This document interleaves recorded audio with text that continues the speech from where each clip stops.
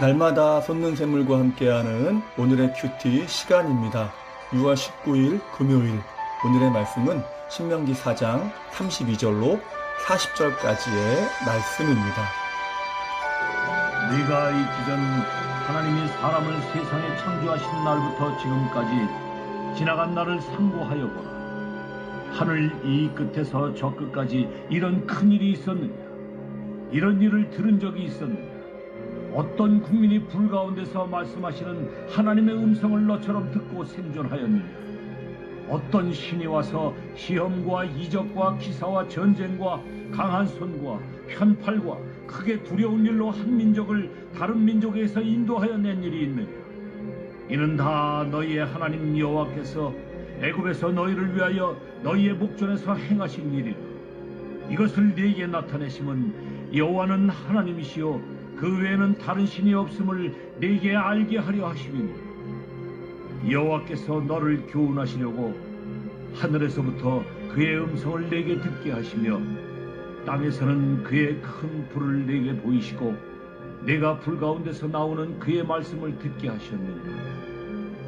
여호와께서 네 조상들을 사랑하신 거로 그 후손인 너를 택하시고 큰 권능으로 친히 인도하여 애굽에서 나오게 하시며 너보다 강대한 여러 민족을 내 앞에서 쫓아내고 너를 그들의 땅으로 인도하여 들여서 그것을 네게 기업으로 주려 하심이 오늘과 같으니라. 그런즉 너는 오늘 위로 하늘에나 아래로 땅에 오직 여호와는 하나님이시요 다른 신이 없는 줄을 알아 명심하고 오늘 내가 네게 명령하는 여호와의 규례와 명령을 지키라. 너와 네 후손이 복을 받아 내 하나님 여호와께서 내게 주시는 땅에서 한없이 오래 살리라. 새로운 아침입니다. 여호와 체바오트 하나님은 우리에게 능력의 하나님이 되십니다. 오늘 본문은 먼저 이스라엘 백성을 애굽에서 그 놀라운 권능으로 인도해 내신 이를 상고하라 라는 말로 시작합니다. 여기서 상고하라는 말은 아주 깊이 생각하다 라는 뜻이니까 하나님이 놀라운 능력으로 애굽에서 건지시고 그곳까지 인도하신 그 일을 깊이 생각하고 기억하라는 것입니다. 그러면 너희의 주인은 바로 여호와 하나님이심을 기억할 수 있다는 것이죠. 자, 그러면 그렇게 상고해야 될 이유가 무엇이겠습니까? 그것은 화요일에 또 언급했지만 가나안 땅에는 바알, 아세라, 밀곰, 그모스 등 우상들이 널려있기 때문이죠. 그래서 이스라엘 백성들이 누가 진짜 하나님이고 삶의 주인인지 착각할 수가 있다는 것입니다. 그래서 35절, 39절을 보면 여호와 하나님 외에 다른 신이 없다라고 하는 것을 선포하는 것이죠. 그 외의 모든 것은 우상에 불과하다는 것입니다. 그러니까 그런 것들의 유혹에 넘어가지 않게 하기 위해서 지나간 일들, 곧 여호와께서 너희를 구원한 그 사건을 깊이 생각하라고 말씀하시는 것이죠. 자, 그러면서 33절을 보면 하나님의 말씀을 듣고 너처럼 생존한 자가 있느냐 묻고 있습니다. 이것이 무슨 말씀입니까? 인간은 죄로 인해서 성결하신 하나님을 대면하거나 그 음성을 들으면 죽을 수밖에 없다는 거죠. 그래서 삼손의 아버지 마노아가 여호와의 사자를 보았을 때 반드시 죽을 것이라고 고백하거든요. 그러니까 인간의 죄악의 어떠한 그런 실존에 대해서 말하는 것입니다. 아무튼 이렇게 하나님의 음성을 듣고 생존한 것은 너희가 다른 민족들과는 다르게 하나님의 은혜와 특권을 부여받은 자임을 말한다는 것입니다. 뿐만 아니라 놀라운 이적과 기사로 너희처럼 구원되어진 민족은 없다. 이건 역시 말 그대로 그 무엇과도 바꿀 수 없고 비교할 수 없는 특권이 그들에게 주어졌다는 것입니다. 그런데 오늘 본문은 우리에게도 동일한 메시지를 던져줍니다. 어떤 메시지입니까? 우리 또한 엄청난 특권을 덧입은 자라는 것이죠. 그것을 우리 또한 상고해야 한다는 것입니다. 무엇입니까? 이스라엘 백성들을 그 애굽에서 놀라운 이적으로 건져내시고 구원하신 것처럼 우리 또한 영원히 죽을 수밖에 없는 죄악의 권세 아래서 구원하셨다는 것입니다. 무엇을 통해서입니까? 유월절 어린 양 되신 예수 그리스도의 십자가를 통해서 그 구원이 주어졌다는 것입니다.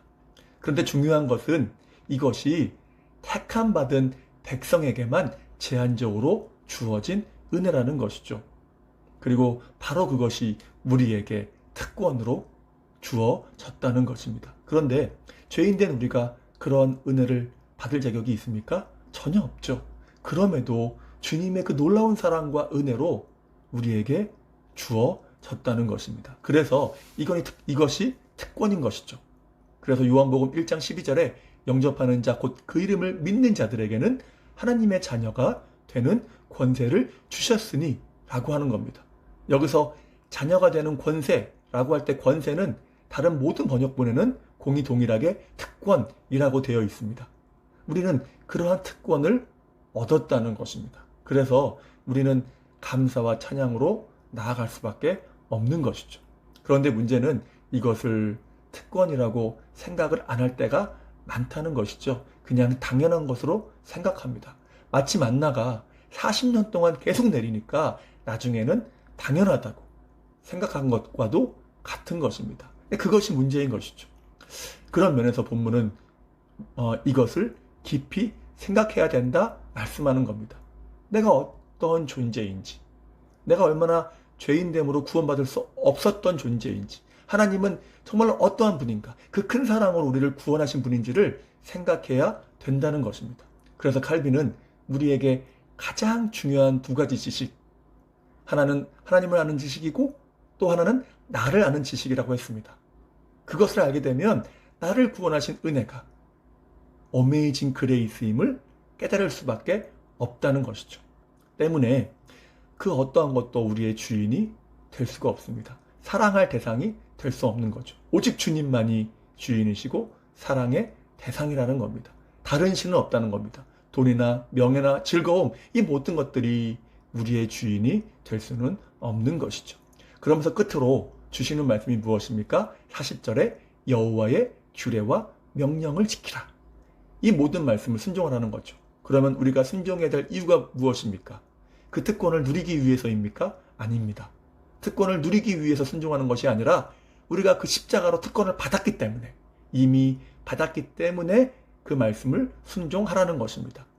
그것을 알면 순종할 힘이 생긴다는 거죠.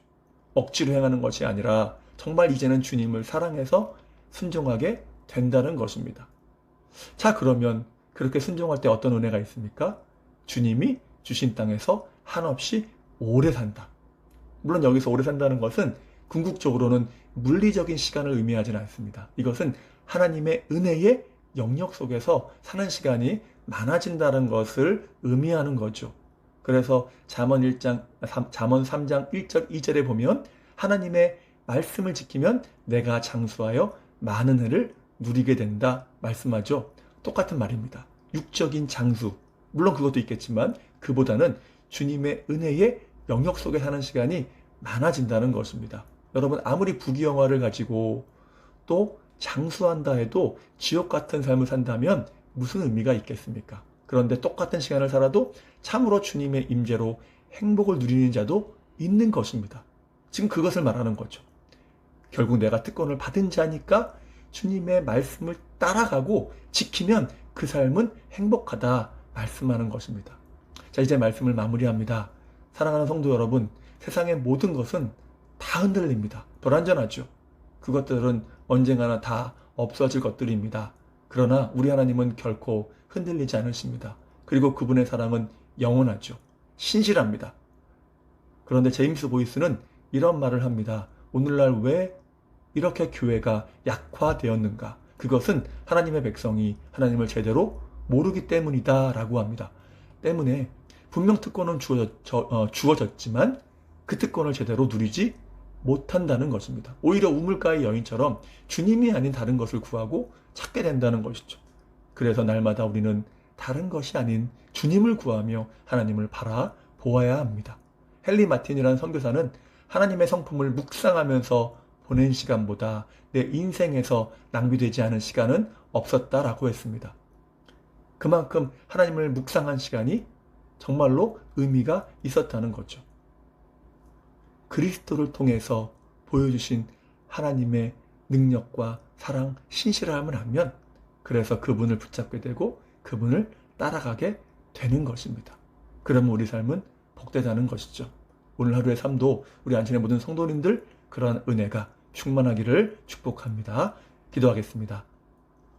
사랑과 은혜가 충만하신 하나님 감사합니다. 오늘도 우리가 믿음의 길을 걸어갑니다. 우리가 이러한 순례의 길에서 다른 것을 바라보지 않게 도와 주옵소서. 하나님을 묵상하게 하시고 바라보게 하심으로 하나님이 우리를 위해 하신 그 일을 기억할 때에 하나님만 사랑할 수 있게 하시고 붙들고 순종하며 나아가도록 도와 주시옵소서. 그렇게 주님을 따라가는 인생이 얼마나 복될 수 있는지 그렇게 오늘 하루의 삶 속에서 경험하길 소망합니다. 붙잡아 주시고 또 오늘도 이제 하루 또한 인생의 길을 걸어갈 때에 나와 함께 하신다는 약속, 임마누엘의 약속 붙들고 나아갑니다. 주님 붙잡아 주시고 우리의 삶의 순간순간을 지키시고 또한 모든 필요한 것으로 채워 주시옵소서. 다시 한번 주님의 은혜를 간구하오며 예수님의 이름으로 기도하옵나이다. 아멘.